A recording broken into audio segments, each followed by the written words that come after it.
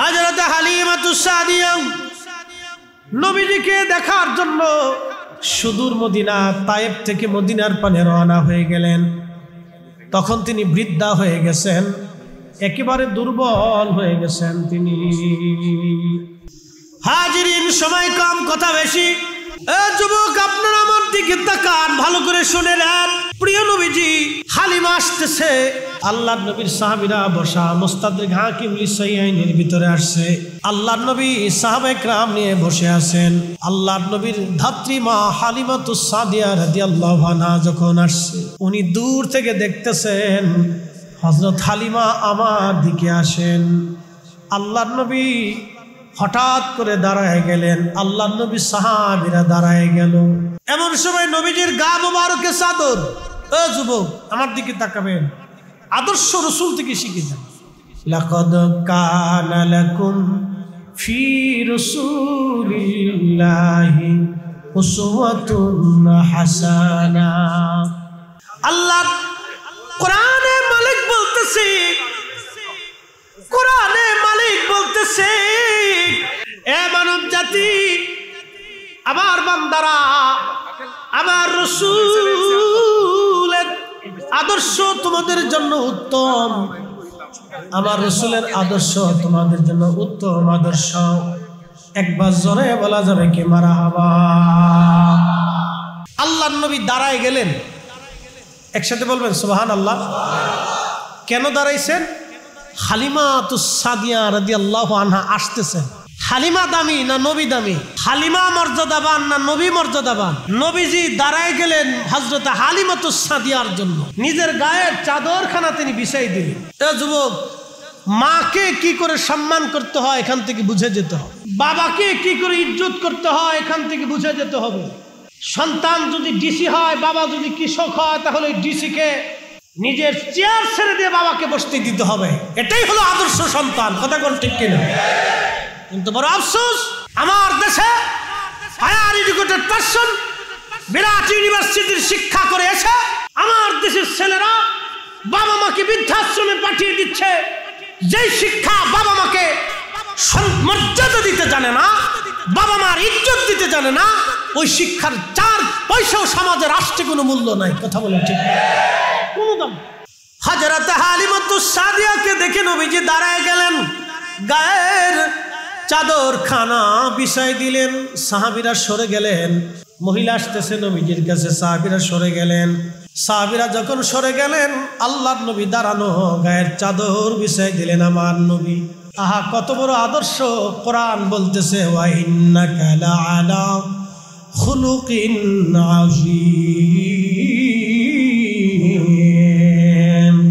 হাবিব, আপনার আদর্শ মহান মহান মহান মহান মহান। এত বড় মহান শব্দ, আজিম শব্দ আল্লাহ কারো ব্যাপারে কোরআন বলেন নাই।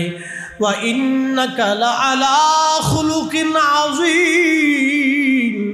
সৃষ্টির মধ্যে আপনি মহান আদর্শ, মহান আদর্শ, আপনি মহান আদর্শওয়ালা। আপনার মতো আদর্শওয়ালা আর কেউ নাই। আপনি মহান আদর্শওয়ালা, মহান আদর্শওয়ালা। ওই নবীকে যারা গালি দিবে, ওই নবীর চরিত্র নিয়ে যারা বাজে কথা বলবে, সে হিন্দু ধর্মগুরু হোক, মুসলিম ধর্মগুরু হোক, নাস্তিক হোক, আস্তিক হোক, সে যেই হোক না কেন, সে যেই হোক না কেন, আমরা মনে করব তার জন্মে ভেজাল আছে। অতুল্লিন বাদা যালিকা যালিম। নবী গো, আপনাকে যারা গালি দেয়, আপনার চরিত্র নিয়ে যারা কটূক্তি করে, আপনি রাসূলের শানকে যারা খেলাফ করে, আমার হাবিব আপনি শুনে রাখেন, তাদের জন্মে ভেজাল আছে, ত্রুটি আছে, তাদের জন্মে বিচ্যুতি আছে, যার কারণে তারাই সমস্ত বাজে কথা আপনি নবী সম্পর্কে উত্থাপন করতে পারে। একসাথে বলবেন আল্লাহু আকবার। মাকে কি করে সম্মান করতে হয় নবীজি প্র্যাকটিক্যাল শিখিয়েছে। আমরা যত বড় শিক্ষিত হই, বাবার কাছে আমার কোনো মূল্য আছে? তার একদিনের মাথার ঘায়ে, মাথা থেকে যে ঘাম পড়ে গেছে, এর মূল্য আপনি পরিশোধ করতে পারবেন। মা কত রজনী আপনার জন্য নির্ঘুম কাটিয়েছে, একটা রাতের হক আপনি আদায় করতে পারবেন। কি কথা কোন ঠিক কিনা? এখানে সম্মানিত ব্যক্তিরা বসে আছেন, মুরব্বিনী ইকরাম বসে আছেন, এলাকার গণ্যমান্য ব্যক্তিরা বসে আছেন, সমাজের সুধী সমাজ এখানে বসে আছেন। আমাদের উচিত যেই ছেলেরা, যেই মেয়েরা বাবা মাকে নীরব নির্যাতন করে, নীরব নির্যাতন বুঝেন, মানসিকভাবে বাবা মাকে হেনস্থা করে, নির্যাতন করে। অনেক সময় ছেলেরা বাবা মার শরীরে হাত পর্যন্ত তোলে। যেই ছেলেরা বাবা মার গায়ে হাত তুলবে, সমাজের নেতৃস্থানীয় ব্যক্তি তাদের হক হচ্ছে ওকে ধৈর্য নিয়া এই ফটিকছড়ি বান্দার শরীফের ওই মূল গেটের কাছে নিয়া 3 রাস্তার মোড়ে ফেলাইয়া ওরে পিটাইয়া বুঝাইতে হবে এই সমাজে নীরবভাবে বাবা মার প্রতি জুলুম কেউ মেনে নিবে না। কথা কোন ঠিক কিনা? পিটাইতে হবে, ওরে পিটাই ওর পিঠের চামড়া উঠাইতে হবে। আহা, আল্লাহ রসুলের চরিত্র কত বড় মহান ছিল। চাদর বিছাই দিলেন, চাদরে এসে বসে গেলেন, তারপরে নবী বসলেন। হালিমাতুস সাদিয়া রাদিয়াল্লাহু আনহা চাদরে বসে গেলেন, বলতেছে হুজুর ছোট্টকালে আপনি আমার ডান স্তনের দুগ্ধ পান করেছেন, কোনোদিনও বাম স্তনের দুগ্ধ আপনাকে পান করাইতে পারি নাই।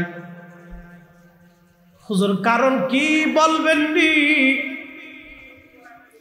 আপনি ডান স্তনের দুধ পান করেছেন, কোনোদিন বাম স্তনের দুধ পান করেন নাই নবী, কারণ কি বলবেন নি? আল্লাহর নবী মুস্কি হাসি দিয়ে বলেন, মা আমি তখনও জানতাম আমার একটা দুধ ভাই আছে। আল্লাহু আকবার। না না হয় না, আরো জোরে বলেন আল্লাহু আকবার। আপনি মায়ের কোলে কি করেছেন মনে আছে? হ্যাঁ কথা কন না, মনে আছে? আমরা 2 বছর বয়সে কি করছি মনে আছে?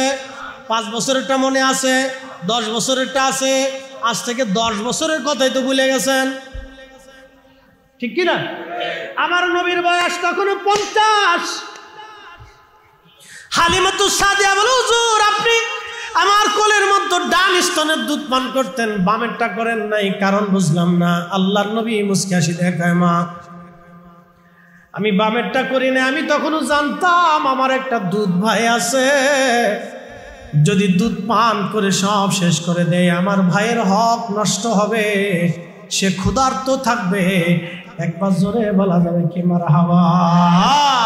আর আমরা বড় ভাই ছোট ভাই ভাই বাপ মরে যাওয়ার সাথে সাথে মারামারি শুরু করে দিচ্ছি। কথা কন না কেন? বাবা মরে যাওয়ার সাথে সাথে ভাইয়ে বোনে কিলে কিলি মারামারি ফাঁসা বসে যুদ্ধ বিগ্রহ, থানা পুলিশ, এইপরে অমুক চেয়ারম্যান মেম্বার, এইগুলো আইনে এনে বিচার সালিশ করতে দিচ্ছে। আল্লাহর হাবিব রাহমাতুল্লিল আলামিনের এই পবিত্র আদর্শ রহমতের নবী, তিনি আমাদেরকে শিক্ষা দিয়ে গেছেন যে ছোটকাল থেকে নবীজি শিশুকালেই তার ভাইয়ের হক রক্ষা করছেন। এটার নাম ইসলাম। শুধু নামাজ পড়ে মসজিদ থেকে এসে খাবারে ফরমালিন দিবেন, অন্যের মাল ছিনিয়ে নেওয়ার চিন্তা করবেন, অন্যের জমি কারার চিন্তা করবেন, টাকা মেরে দেওয়ার ধান্দা করবেন, টাকা মেরে দিয়ে হজে যাবেন, টাকা মারার ঘরে বুজুর্গ হবেন, অন্যের সম্পদ মেরে দিয়ে হাজি সাহেব হবেন, সার পয়সাও দাম নাই, এটাকে ইসলাম বলে না। কি কথা বলেন ঠিক না? খুব মনোযোগ দিয়ে ফটিকছড়ির মুসলমান, পাশে মহান আল্লাহর একজন ওলি ঘুমিয়ে আছেন। বুঝে যাবে না কেন এই জায়গাটার দাম হলো, কেন এই মাহফিলের দাম হলো। আরবিতে একটা প্রবাদ আছে, শরফুল মাকিনা ওয়া শরফুল মাকান, শরফুল মাকানে ওয়া শরফুল মাকিন। কিছু জায়গার কারণে মানুষের দাম বেড়ে যায়, কিছু মানুষের কারণে জায়গার দাম বাড়ে, কিছু জায়গার কারণে মানুষের দাম বাড়ে, কিছু জায়গার কারণে মানুষের দাম বাড়ে। এই মাহফিলে আসার কারণে আপনাদের দাম বেড়ে গেছে, মাহফিল করার কারণে আপনাদের দাম বাড়লো বলে কারণ কি? আজকে হাদিস থেকে সরাসরি বোঝাবো। আল্লাহর হাবিব আবু সাঈদ খুদরি রাদিয়াল্লাহু আনহু বলেন, আল্লাহর নবীজি সাহাবীদের মজলিসের পাশ দিয়ে যাচ্ছেন। আল্লাহর নবীর সাহাবীদের মজলিসের পাশ দিয়ে নবী যাচ্ছিলেন। এমন সময় প্রিয় নবী জিজ্ঞেস করলেন, মা জালাসনাকুম, তোমরা কেন এখানে বসছো? তোমাদের বসার কারণ কি? তোমরা কেন এখানে মাহফিল সাজাইলা, কেন বৈঠক সাজাইলা, কারণ কি?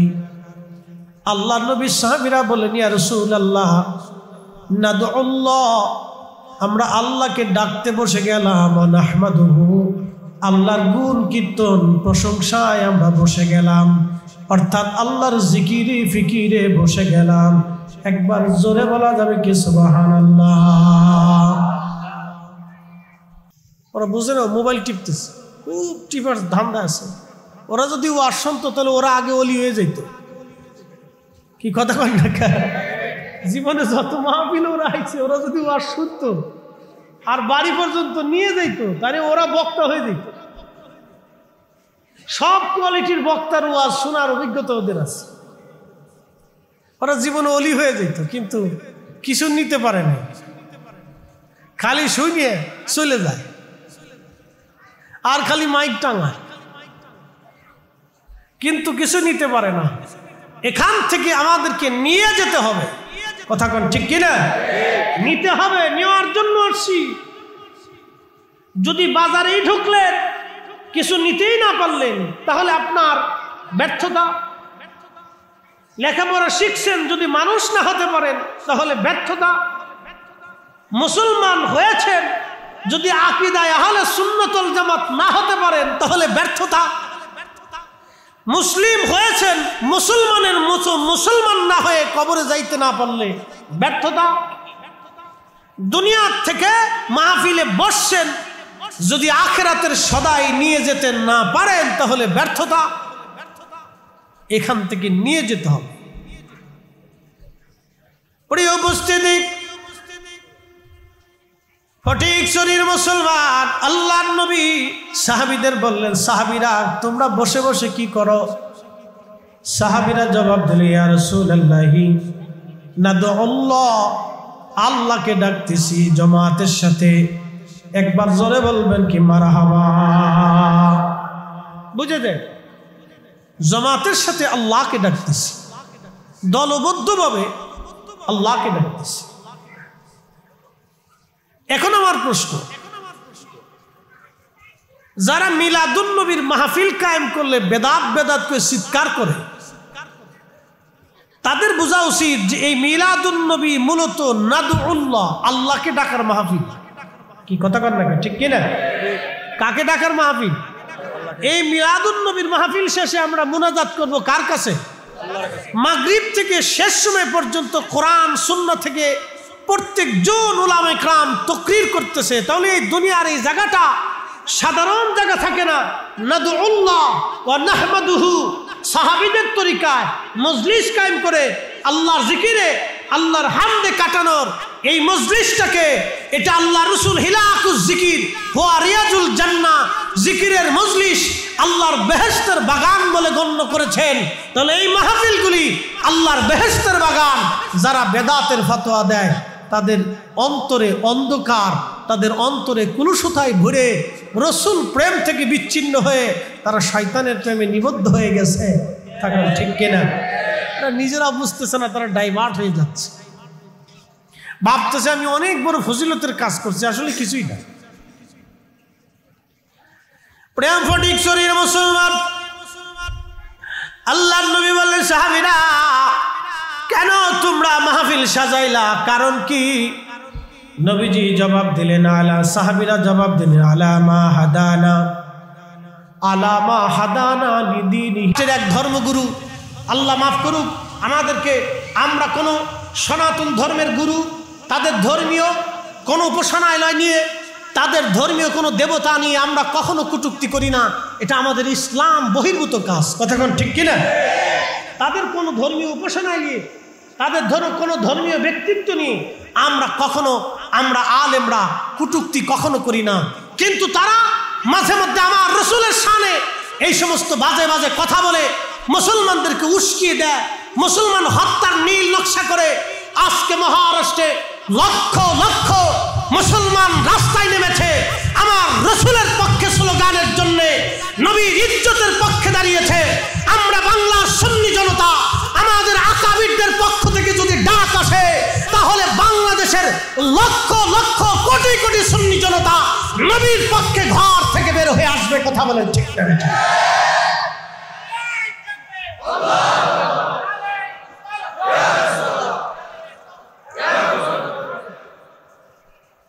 প্রিয় উপস্থিতি, আল্লাহ রসুলের ইজ্জতের বিরুদ্ধে সে যেই দ্বারা পৃথিবীর যত বড় শক্তি দ্বারা আমরা তাকে আমাদের পায়ের জুতার সমান মনে করি। কথা বলেন ঠিক কিনা?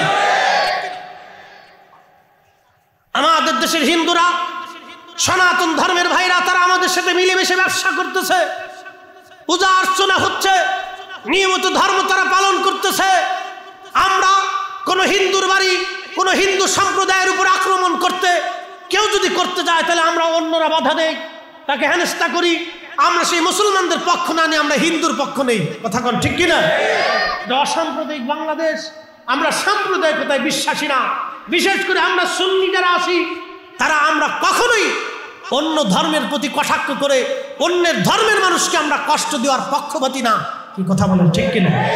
এবং সুন্নি পীর মাশায়েখরা কখনো এগুলি শিক্ষা, এটা রাসূলুল্লাহর আদর্শ, এটা আল্লাহর হাবিবের শিক্ষা। আমি শিক্ষাটার দিকে পরে চলে যাব, প্রিয় রাসূলের আদর্শের দিকে চলে যাব। খুবই মনোযোগ দিয়ে শুনেন প্রিয় উপস্থিতি। ফটিকছড়ির মুসলমান, আল্লাহর হাবিব আল্লাহর নবী ডাক দিয়ে বলেন, সাহাবীরা, তোমাদের এই মজলিসখানা দেখার পরে আল্লাহ গর্ব করে, ফেরেশতারা সেই দিন বলেছিল, রব, ওরা মারামারি করবে, কাটাকাটি করবে, রক্তপাত করবে, বিশৃঙ্খলা করবে। দেখেন, আপনাকে ইসলাম বুঝে যেতে হবে। শুধু টুপি মাথায় দিয়ে নামাজ পড়ার নামে ইসলাম না। ইসলাম হলো সমাজ থেকে বিশৃঙ্খলা, অশান্তি দূর করে দেওয়া। কি কথা কন না কেন ঠিক কিনা? অশান্তি, রক্তপাত সমাজ থেকে নির্মূল করা, রাষ্ট্র থেকে অশান্তি, বিশৃঙ্খলা, রক্তপাত, এগুলিকে বন্ধ করে দেওয়ার নাম ইসলাম। ইসলাম হচ্ছে আপনার ইসলাম হচ্ছে আমানতের প্রতি, এবং ইসলাম হচ্ছে ইহসানের প্রতি, এবং ইসলাম হচ্ছে ন্যায়ের প্রতি নিজেকে নিবদ্ধ রাখা। কখনো অন্যায়কে নবী প্রশ্রয় দেন নাই।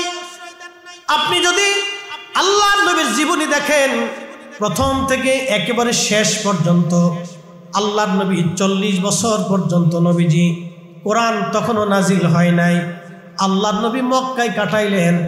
বলেন, কোনোদিন কি নবীজি একটা থাপ্পড় কাউকে মারছে? কোনোদিন কি নবী মিথ্যা কথা বলেছে? কোনোদিন নবী কি কাউকে গালি দিয়েছে? আল্লাহর নবী কোনোদিন কি কোনো মহিলার দিকে বাঁকা নজরে তাকিয়েছে?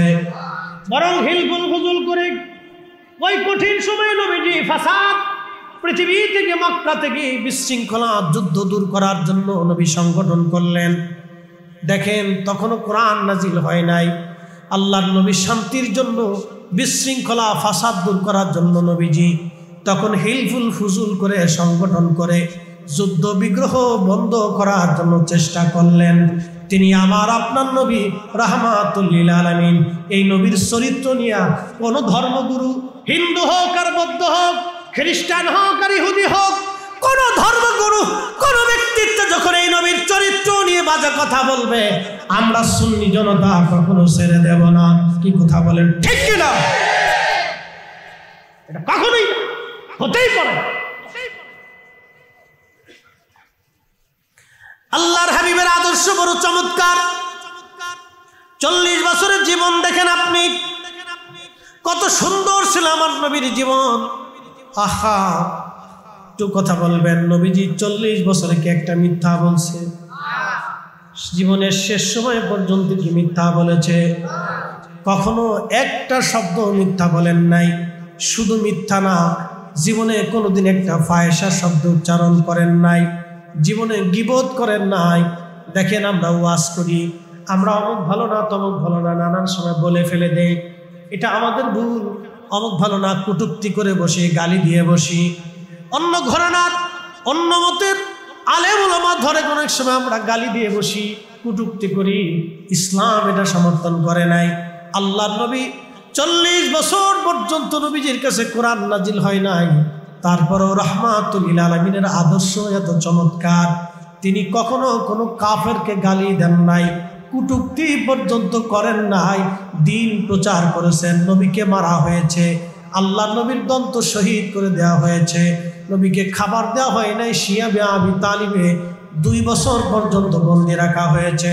তারপরেও আল্লাহ নবী কুটুক্তি করেন নাই, ভিন্ন মতের কাফের কুফারদেরকে কখনো গালি দেন নাই। একবার জোরে বলা যাবে কে মারহাবা।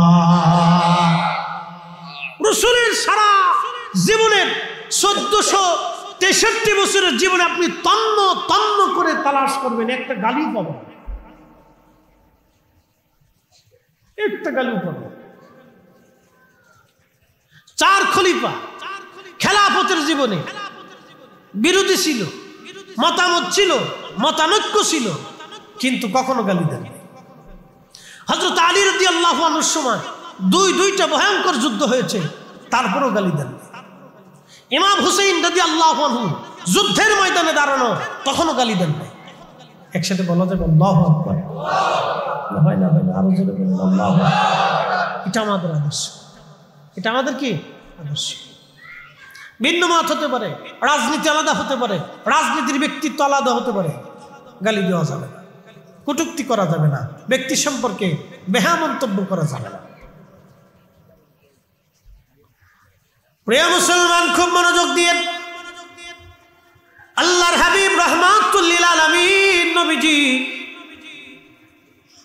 আল্লাহর নবীজি ডাক দিয়ে বলতেছে, সাহাবীরা তোমাদের মজলিস খানা দেখার পরে আল্লাহ ফেরেশতাদের মজলিসে আল্লাহ অহংকার করে।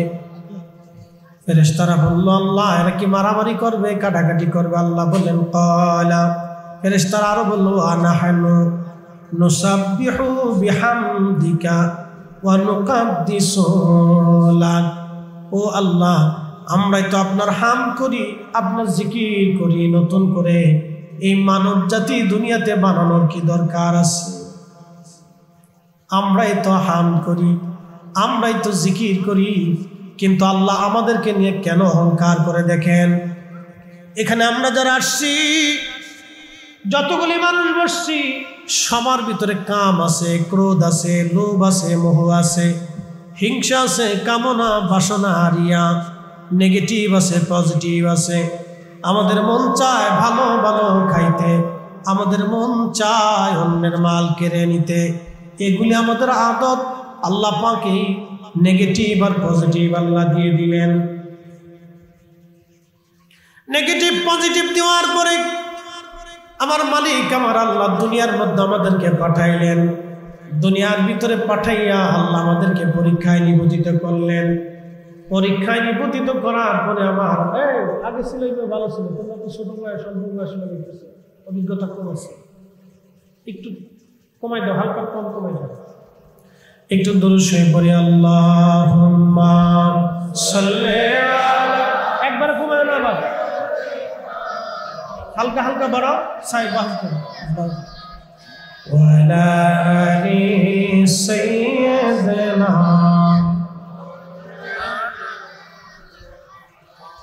তুমি আল্লাহর প্যারা হাবিব, তোমার তুলনা নাই কেউর, তোমার মতো আকাশ ভ্রমণ করেনি কোন পয়গম্বর। আল্লাহুম্মা সাল্লি আলা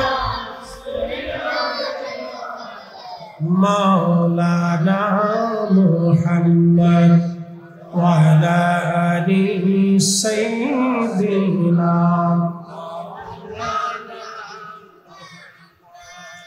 প্রিয় মুসলমান আমার, খুবই মনোযোগ দিয়ে শুনবেন। আল্লাহ বললেন, ফেরেশতারা, ইন্নী আ'লামু মা লা তা'লামুন, আমি যা জানি তোমরা জানো না। বলে প্রশ্ন রাখবেন, ফরিদি হুজুর কারণ কি, কি জন্য আল্লাহ কথাটা বললেন? ফেরেশতারা জানতো না এই মানব জাতির ভিতরে আল্লাহ রাহমাতুল লিল আলামিন পাঠাবে। এই মানব জাতির ভিতরে নূরে মুহাম্মাদি আসবে। এই মানব জাতির ভিতরে সৃষ্টির আল্লাহর সবচেয়ে প্যারা মেহবুবকে আল্লাহ পাঠাবে। ফেরেশতারা এটা জানতো না। ফেরেশতারা জানতো না এই মানব জাতির সঙ্গে আমার আল্লাহর প্রেম হবে। প্রশ্ন করি, জবাব দিবেন। জিন জাতিদের ভিতরে কি খাজা বাবা আজমিরি আছে? একসাথে বলে। হুজুর গাউসে পাক আছে? জিন জাতির ভিতরে কি মুজাদ্দিদ আল ফিসানি, বাহাউদ্দিন নাশমান বুখারী, শাহজালাল ইয়ামিনী আছে? তার মানে জিনদের ভিতরে আপনি কোনো ওলি পাবেন না। অথচ কোরআন বলতেছে ওয়ামা খালাকুতুল জিন্না ওয়াল ইনসা ইল্লা লিয়াবুদুন। আমি মানুষ আর জিন দুইটা জাতি বানাইলাম আমি আল্লাহর গোলামি করার জন্য, কিন্তু জিনদের সাথে আল্লাহর প্রেম হয় নাই। জিনদের সাথে আল্লাহর প্রেম হয় নাই। কোটি কোটি বছর জিনেরা পৃথিবীতে চলতেছে, কোটি কোটি বছর পৃথিবীতে জিনেরা চলে, জিনদের সাথে আল্লাহর প্রেম হয় নাই। আল্লাহর প্রেম হলো এই মানুষের সাথে। আল্লাহ বানাইলেন কত জাতি, হইল না তার প্রেম প্রীতি। এই যে বিজ্ঞান বলে পৃথিবীতে 4 লক্ষ প্রজাতির জীব আর জীবন আছে, কোন জীব জীবনের সাথে আল্লাহর প্রেম হয় নাই। আল্লাহ বানাইলেন কত জাতি, হইল না তার প্রেম প্রীতি। আসমানিক সূর্য আছে, নক্ষত্র আছে। আল্লাহর কোরআন বলতেছে আলাম তারা আন্নাল মাসজুদু লাহু মান ফিস সামাওয়াতি ওয়া মান ফিল আরদ। হুজুর, নবমণ্ডল, ভূমণ্ডল, সারা পৃথিবী সৃষ্টি, 7 আসমান আর 7 জমিনের ভিতরে যাহা কিছু আছে সব আমি আল্লাহকে সেজদা দেয়। একসাথে বলবেন আল্লাহু আকবার। আল্লাহ তার নবীকে বলতেছেন আলাম তারা, আপনি কি দেখেন না? রসুলের শান বলতে বলেছেন, কি করে শান আমি বলবো? আলাম তারা, আপনি কি দেখেন না? আবার নবীজি যখন রাস্তা দিয়ে হাঁটতেন, গাছে নবীকে সালাম দিত, সাহাবীরা জানতো না, কিন্তু নবী সালামের জবাব দিতেন। পাহাড়ে সালাম দেয়, নবী সালামের জবাব দিতেন। পাথরে নবীকে সালাম দিত, নবী সালামের জবাব দিতেন। উট, দুম্বা, ছাগল, ভেড়া নবীকে সালাম দিত, নবীজি সালামের জবাব দিতেন। সাহাবীরা শুনতো না, কিন্তু আমার নবী সালামের জবাব দিলে সাহাবীরা বলতেন ইয়া রাসূলুল্লাহ, কেউ সালাম দিল না, কিন্তু কে উত্তর জবাব আপনি দিলেন, কারণ কি? বলে তোমরা শোনো নাই, এই পাথর আমাকে সালাম দিয়েছে। একবার জোরে বলবেন আল্লাহু আকবার।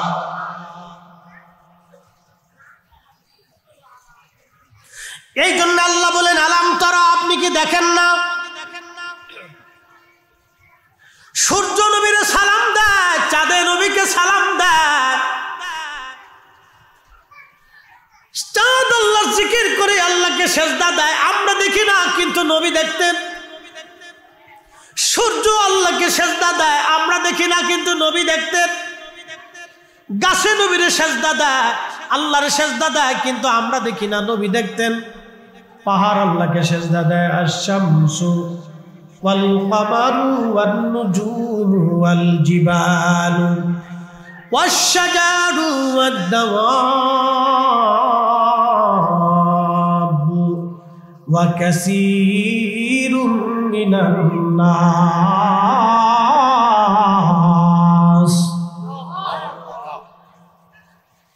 আল্লাহ ডাক দেখে হাবিব, সূর্য আমাকে সেজদা দেয়, চাঁদ আমাকে সেজদা দেয়, নক্ষত্র আমাকে সেজদা দেয়, পাহাড় আমাকে সেজদা দেয়, গাছ আমার সেজদা দেয়।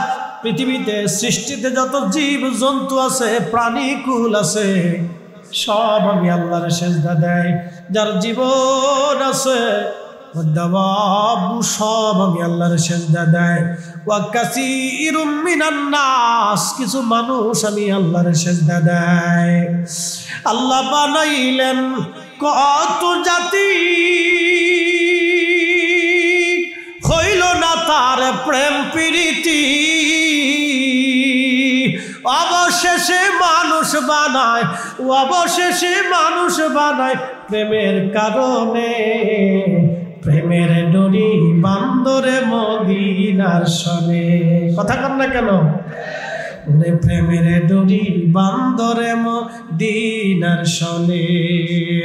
সালাতুন ইয়া রাসূলুল্লাহ আলাইকুম, সালাতুন ইয়া রাসূলুল্লাহ, সালামুন ইয়া হাবিবাল্লাহ। ফটিকছড়ির মুসলমান, তাহলে আল্লাহর প্রেম হলো নবীদের সাথে, আল্লাহর প্রেম হলো ওলিদের সাথে। কি কথা কোন ঠিক কিনা? আল্লাহর প্রেম হলো কার সাথে? ওলিদের সাথে। একসাথে বলবেন না মারহাবা? তাহলে আমাদের প্রেম হবে ওলিদের সাথে, নবীর সাথে। কি কথা কোন না ঠিক কিনা? যদি আমাদের প্রেম আল্লাহর নবী ওলিদের সাথে হয়, তাকদীর বড় বুলন্দ। এই জন্য আমরা বারবার বারবার বলি, ফিরে যাও। লা ইউমিনু আহাদুকুম হাত্তা আকুনা আহাব্বা ইলাইহি মিন ওয়ালিদিহি ওয়া ওয়ালাদিহি ওয়ান নাসি আজমাইন। ব্যাখ্যা করে হাদিসটাকে পাঠ পাঠ করে আপনাকে শোনাইতেছি। আল্লাহ বানাইলেন কত জাতি,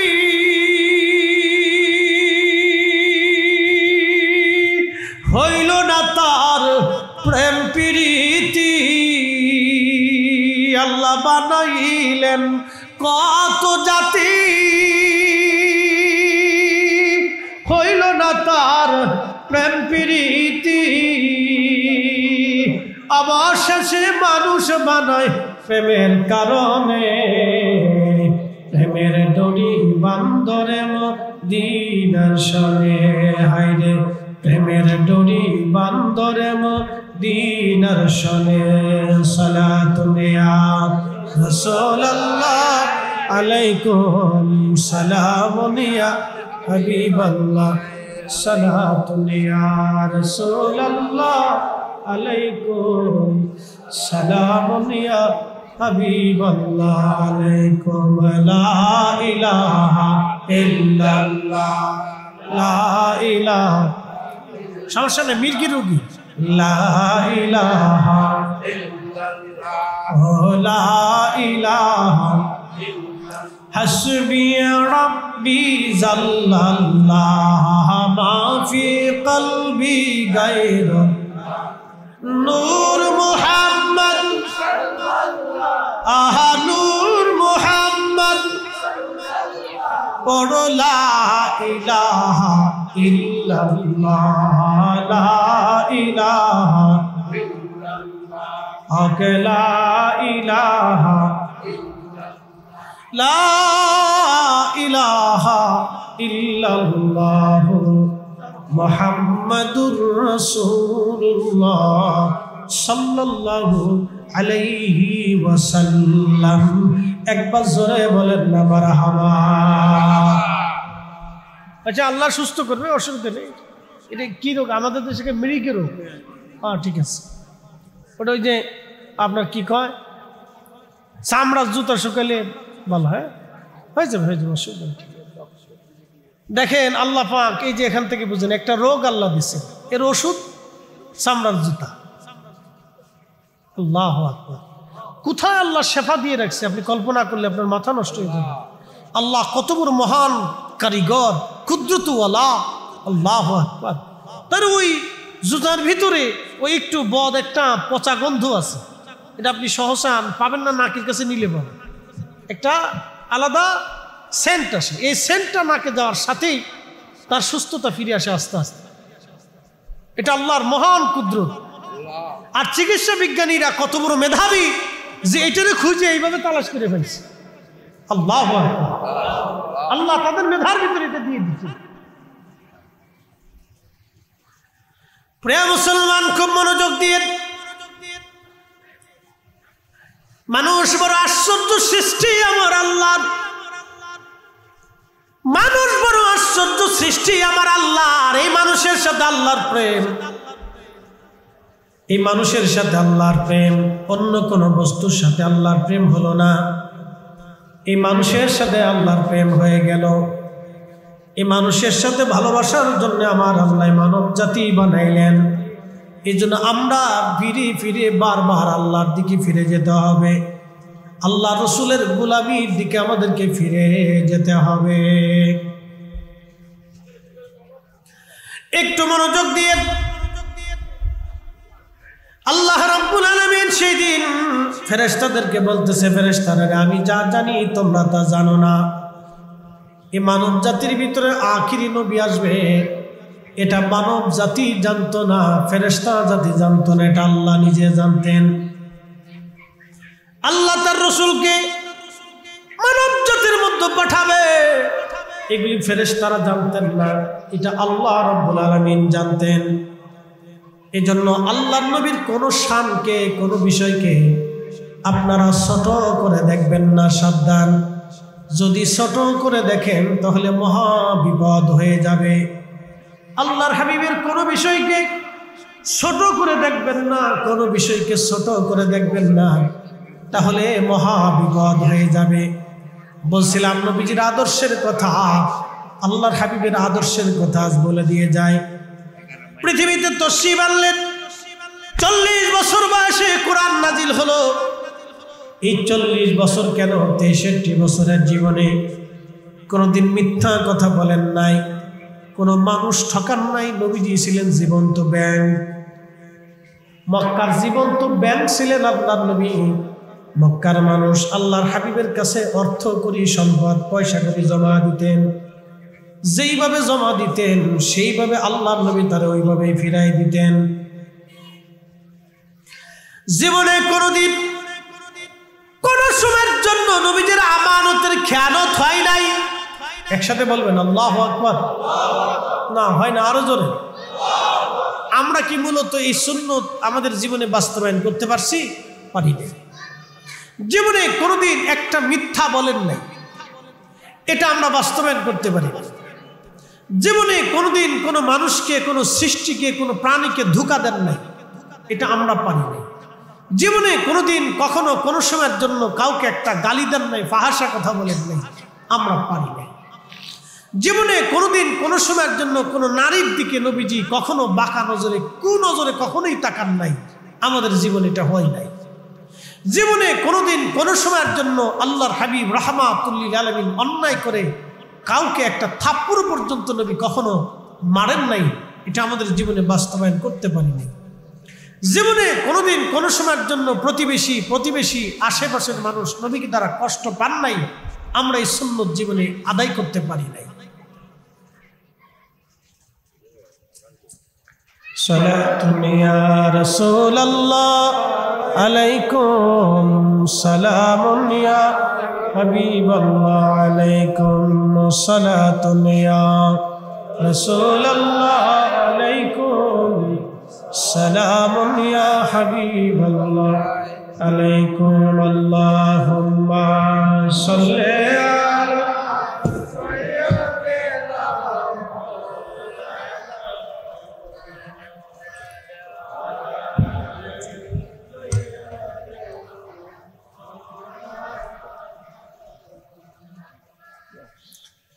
আল্লাহর নবীর জীবনের একটা পাঠ আপনাদেরকে শোনাই, মনোযোগ দিয়ে। আল্লাহ রসুলের ধাত্রীমা ছিলেন হালিমাতুস সাদিয়া রাদিয়াল্লাহু আনহা। মহিয়সী একজন নারী ছিলেন, বড়ই ভাগ্যবান।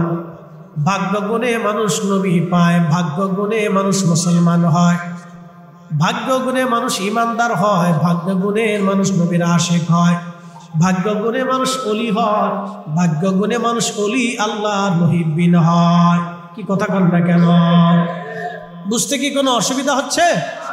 বুঝে যাবে, এগুলি ভাগ্য গুণে হয়, নসিব গুণে হয়। আল্লাহর নবীজির তশরিফ আনলেন পৃথিবীতে। প্রিয় নবীজি পৃথিবীতে তশরিফ আনলেন, দোলনার ভিতরে শোয়া। হালিমাতুস সাদিয়া বলতেছেন, আমি রসুলকে দেখার জন্য গেলাম, যাই দেখি দোলনার ভিতরে সুদর্শন চমৎকার সুন্দর একটা বাচ্চা দোলনার ভিতরে শুয়ে রাখা হয়েছে। এত সুন্দর জীবনে কোনোদিন আমি কোনো মানুষ দেখিনি।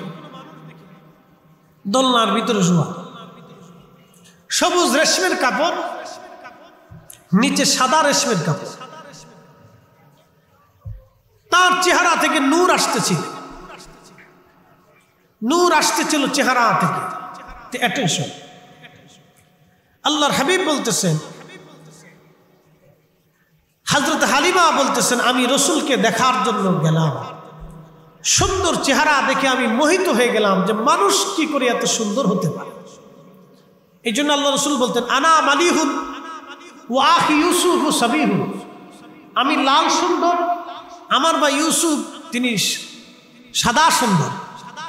নবীজি লাল সুন্দর ছিলেন, লাল সুন্দর, এত সুন্দর ছিলেন যে পৃথিবীতে এরকম মানুষ পাওয়া খুব দুষ্কর। আমরা শোনেন, আমরা অনেক সময় ভাবি হযরত ইউসুফ আলাইহিস সালাম পৃথিবীর সেরা সুন্দর। না, ইউসুফ আলাইহিস সালাম আদম আলাইহিস সালাম থেকে অর্ধেক সুন্দর ছিলেন। মানব জাতির মধ্যে বেশি সুন্দর ছিলেন হযরত আদম আলাইহিস সালাম। আল্লাহ তিনাকে ইচ্ছা করে, আল্লাহর দেওয়া ইচ্ছা অনুযায়ী তার সুরত, গঠন, কাঠামো, নাক, মুখ, চোখ, কান আল্লাহ ইচ্ছা করে বানাইছিলেন। একসাথে বলবেন আল্লাহু আকবার।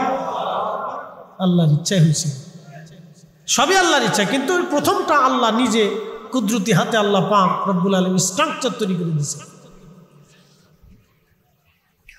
তো আদম আলাইহিস সালাম ছিলেন সেরা সুন্দর। আদম আলাইহিস সালামের অর্ধেক সুন্দর ছিলেন ইউসুফ আলাইহিস সালাম।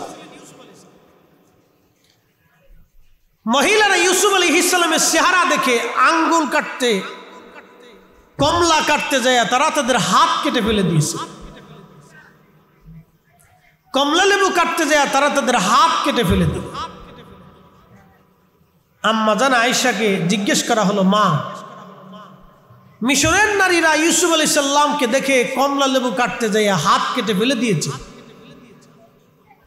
তারা যদি নবীকে দেখতো তাহলে রসুল কেমন সুন্দর বলবেন কি? আম্মা জান আয়েশা, মাইক দেখো, আম্মা জান আয়েশা সিদ্দিকা রাদিয়াল্লাহু আনহা তিনি ডাক দিয়ে বললেন, মক্কার মানুষ যদি তারা আমার রসুলকে, ইউসুফকে ওই জায়গা না দেখে যদি তারা আমার নবীকে দেখতো তাহলে তারা শুধু আঙ্গুল কাটতো না, আঙ্গুল কেটে কেটে কেটে কেটে কলিজা পর্যন্ত কেটে যাইতো, তারা বুঝতেই পারতো না কলিজা কেটে যায়। একবার জোরে বলা যাবে কি সুবহানাল্লাহ? কলিজা যে কেটে যাচ্ছে এটা বুঝতেই পারত। আমার নবীজি এত সুন্দর, হযরতে ইউসুফ আলাইহিস সালামের চাইতে আমার নবী আরো মহা সুন্দর ছিলেন। কেমন সুন্দর বুঝাইতেছি, হযরতে হালিমাতুস সাদিয়া বলতেছিলেন, আমি নবীজির দিকে তাকায় রইলাম, দেখলাম কেমন সুন্দর বাচ্চা। এমন সময় দেখি নবীজির জুলফি মুবারকের মাঝখান যে ভুরু আছে, মাঝখানে যে কপাল, এই কপালের ভিতর থেকে একটা নূর মুবারক বের হইয়া খেলালাস সামা, মধ্য আকাশ পর্যন্ত নূর চলে গেল। একবার জোরে বলবেন কি মারহাবা? মধ্য আকাশ পর্যন্ত নূর চলে গেল, মধ্য আকাশ, খেলালাস সামা। আমি ওইখানে চুমা দিলাম, আমি তোর দুধ পান করাইতে লাগলাম, অসুস্থ ছিলাম, সুস্থ হয়ে গেলাম। আমার উট দুর্বল ছিল, রশি ছিঁড়ে উট দৌড়াইয়া দৌড়াইয়া কাবা শরীফের সামনে যায় সেজদার মধ্যে পড়ে গেল।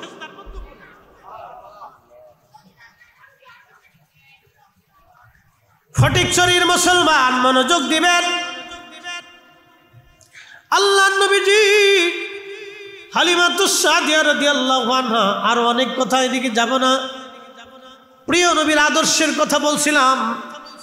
আল্লাহর হাবিব রাহমাতুল লিল আলামিন নবীজি নবুয়ত আসলো, অর্থাৎ কোরআন নাজিল হলো। কোরআন নাজিল হয়ে যাবার পরে আল্লাহর নবীর দ্বীনে দাওয়াত দিতে লাগলেন। মক্কা থেকে হিজরত করে নবীজি মদিনায় চলে গেলেন। মদিনায় যাওয়ার পরে আল্লাহর হাবিব রাহমাতুল লিল আলামিনকে দেখার জন্য হযরত হালিমা গেলেন। হযরত হালিমাতুস সাদিয়া নবীজিকে দেখার জন্য সুদূর মদিনা তায়েফ থেকে মদিনার পানে রওনা হয়ে গেলেন। তখন তিনি বৃদ্ধা হয়ে গেছেন, একেবারে দুর্বল হয়ে গেছেন তিনি। একটু দুরূদে পড়ি, আল্লাহুম্মা সাল্লি আলা মাওলানা মুহাম্মদ।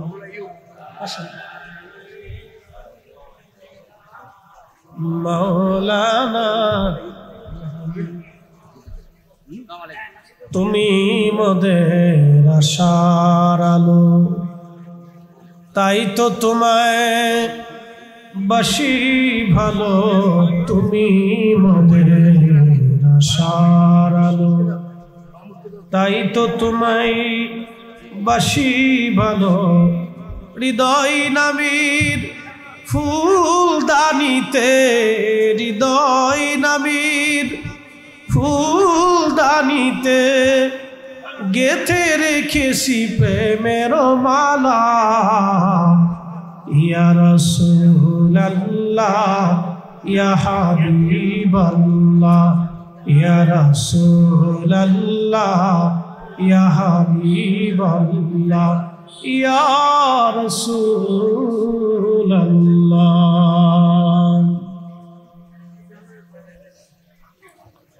হাজিরিন, সময় কম, কথা বেশি। যুবক, আপনারা আমার দিকে তাকান, ভালো করে শুনে নেন।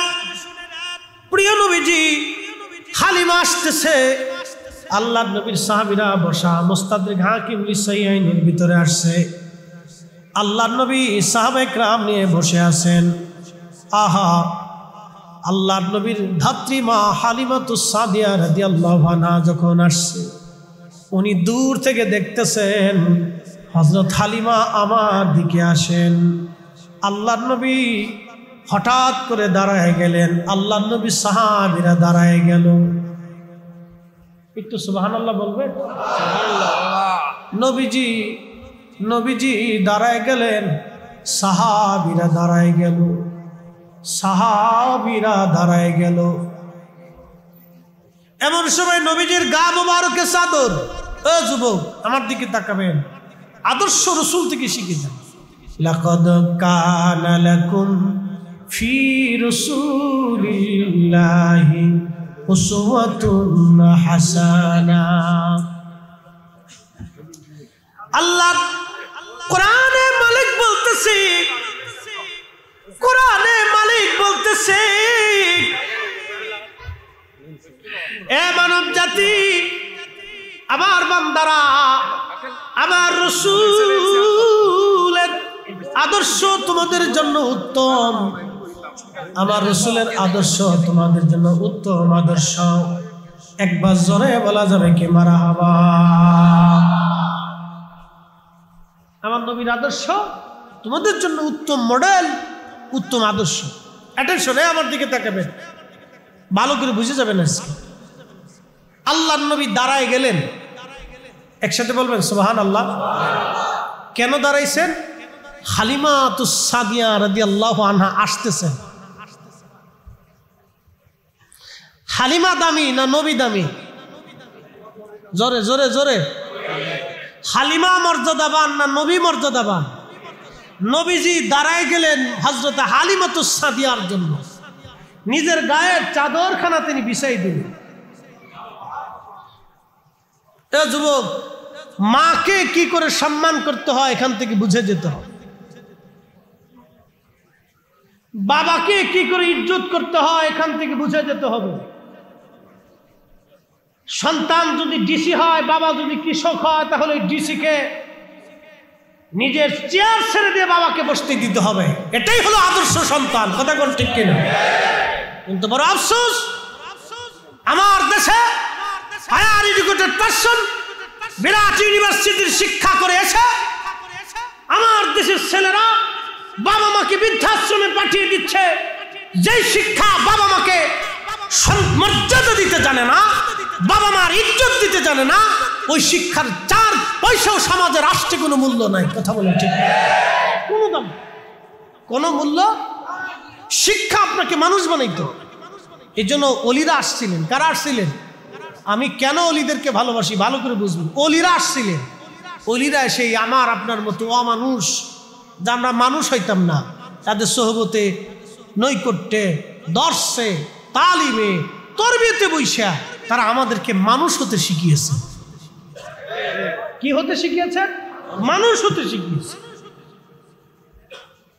যদি তারা এই ভূখণ্ডে না আসতেন, ইসলাম পাও তো দূরের কথা, কালেমার আজান পাও তো দূরের কথা, মসজিদ পাও তো দূরের কথা, মাদ্রাসা পাও তো দূরের কথা। যদি সুফিরা অলিরা এদেশে না আসতো, ইসলামের সুঘ্রাণও আপনারা পাইতেন। আপনাকে কৃতজ্ঞ হতে হবে, কৃতজ্ঞ হতে হবে। প্রিয় উপস্থিতি, হযরত হালিমাতুস সাদিয়াকে দেখে নবীজি দাঁড়ায় গেলেন, গায়ের চাদর খানা বিছাই দিলেন, সাহাবীরা সরে গেলেন। মহিলা আসতেছে নবীজির কাছে, সাহাবীরা সরে গেলেন।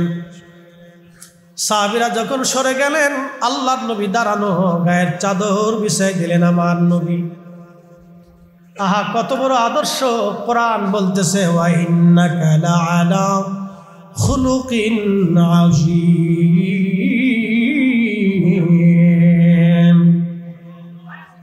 হাবিব, আপনার আদর্শ মহান মহান মহান মহান মহান। এত বড় মহান শব্দ, আজিম শব্দ আল্লাহ কারো ব্যাপারে কোরআন বলেন নাই। ওয়া ইন্নাকা লাআলা খুলুকিন আযীম। সৃষ্টির মধ্যে আপনি মহান আদর্শ, মহান আদর্শ, আপনি মহান আদর্শওয়ালা। আপনার মতো আদর্শওয়ালা আর কেউ নাই। আপনি মহান আদর্শওয়ালা, মহান আদর্শওয়ালা। ওই নবীকে যারা গালি দিবে, ওই নবীর চরিত্র নিয়ে যারা বাজে কথা বলবে, সে হিন্দু ধর্মগুরু হোক, মুসলিম ধর্মগুরু হোক, নাস্তিক হোক, আস্তিক হোক, সে যেই হোক না কেন, সে যেই হোক না কেন, আমরা মনে করব তার জন্মে ভেজাল আছে। কোনো সন্দেহ? সন্দেহ নেই, কোনো সন্দেহ নেই। অতুল্লিন বাদা যালিকা যালিম। নবী গো, আপনাকে যারা গালি দেয়, আপনার চরিত্র নিয়ে যারা কটূক্তি করে, আপনি রাসূলের শানকে যারা খেলাফ করে, আমার হাবিব আপনি শুনে রাখেন, তাদের জন্মে ভেজাল আছে, ত্রুটি আছে, তাদের জন্মে বিচ্যুতি আছে, যার কারণে তারাই সমস্ত বাজে কথা আপনি নবী সম্পর্কে উত্থাপন করতে পারে। একসাথে বলবেন আল্লাহু আকবার। কোরআন শরীফ থেকে আল্লাহ নিজে বলে দিয়েছেন। অ্যাটেনশন, মাকে কি করে সম্মান করতে হয় নবীজি প্র্যাকটিক্যাল শিখাইতেছে, প্র্যাকটিক্যাল শিখাইতেছে। আচ্ছা বলেন তো, আমি যত বড় বক্তা হই, আমার মায়ের কাছে আমার কোনো দাম আছে? কোনো দাম নেই। আমরা যত বড় শিক্ষিত হই, বাবার কাছে আমার কোনো মূল্য আছে? বাবা বাবাই।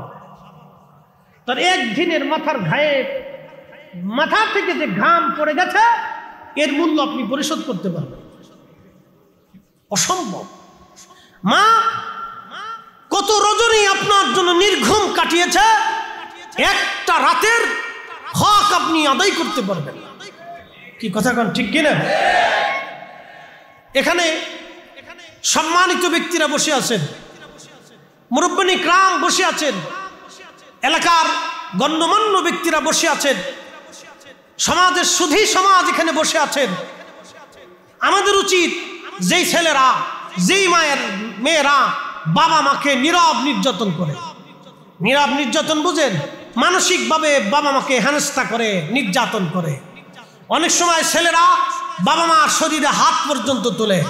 যেই ছেলেরা বাবা মার গায়ে হাত তুলবে, সমাজের নেতৃস্থানীয় ব্যক্তি, তাদের হক হচ্ছে ওকে ধৈর্য নিয়া এই ফটিকছড়ি ভান্ডার শরীফের ওই মূল গেটের কাছে নিয়া 3 রাস্তার মোড়ে ফেলাইয়া ওরে পিটাইয়া বুঝাইতে হবে, এই সমাজে নীরবভাবে বাবা মার প্রতি জুলুম কেউ মেনে নিবে না। কথা কোন ঠিক কিনা? পিটাইতে হবে, ওর পিঠের চামড়া উঠাইতে হবে, ওকে সমাজ থেকে বহিষ্কার করে দিতে হবে। শুধু ওয়াজে অনেক সময় কাজ হয় না, সামাজিক প্রধান যারা আছে তাদেরকে কঠোর হতে হবে, সামাজিক অন্যায়গুলিকে দূর করার জন্য তাদেরকে কঠিন হতে হবে, ফ্যামিলিতে তাকে কঠিন হতে হবে। শুধু সন্তানকে আদর করলেই হবে না, শাসনও করতে হবে। মোহতারাম উপস্থিতি, আহা, আল্লাহ রসুলের চরিত্র কত বড় মহান ছিল। চাদর বিছাই দিলেন, হযরত হালিমাতুস সাদিয়া চাদরে এসে বসে গেলেন। তারপরে নবী বসলেন। একসাথে বলবেন আল্লাহু আকবার। নবীর দাম বেশি না হালিমার দাম বেশি?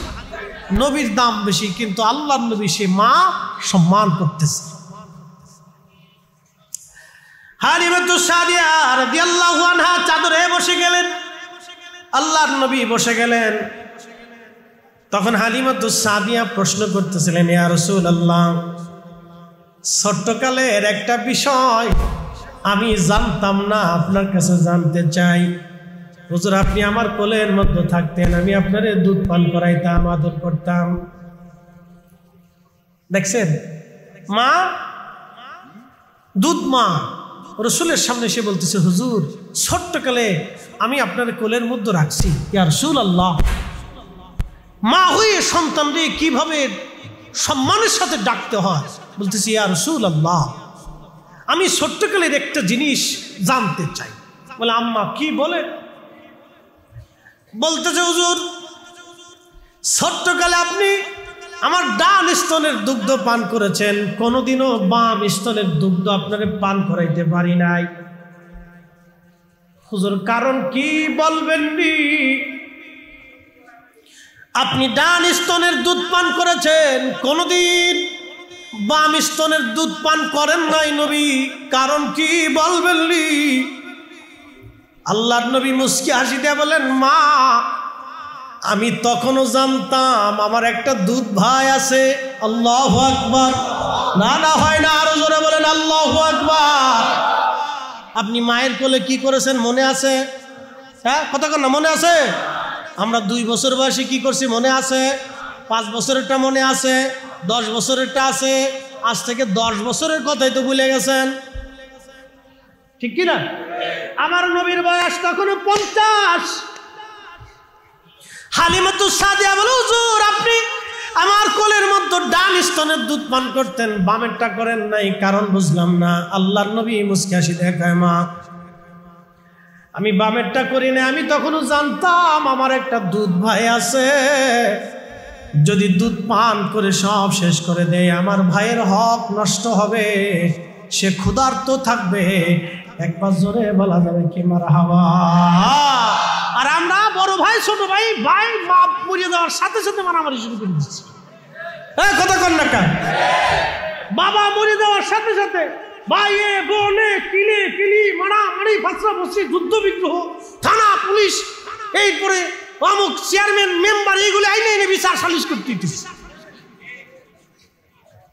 আর আল্লাহর হাবিব, হ্যাঁ শেষ হয়ে গেছে, আমার শেষ তো, খুব মনোযোগ দিয়ে আল্লাহর হাবিব রাহমাতুল লিল আলামিনের এই পবিত্র আদর্শ রহমতের নবী, যিনি আমাদেরকে শিক্ষা দিয়ে গেছেন যে ছোটকাল থেকে নবীজি শিশুকালেই তার ভাইয়ের হক রক্ষা করছেন।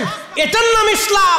শুধু নামাজ পড়ে মসজিদ থেকে এসে খাবারে ফরমালিন দিবেন, অন্যের মাল ছিনিয়ে নেওয়ার চিন্তা করবেন, অন্যের জমি কারার চিন্তা করবেন, টাকা মেরে দেওয়ার ধান্দা করবেন, টাকা মেরে দিয়ে হজে যাবেন, টাকা মারার পরে বুজুর্গ হবেন, অন্যের সম্পদ মেরে দিয়ে হাজি সাহেব হবেন, সার পয়সাও দাম নাই, এটাকে ইসলাম বলে না।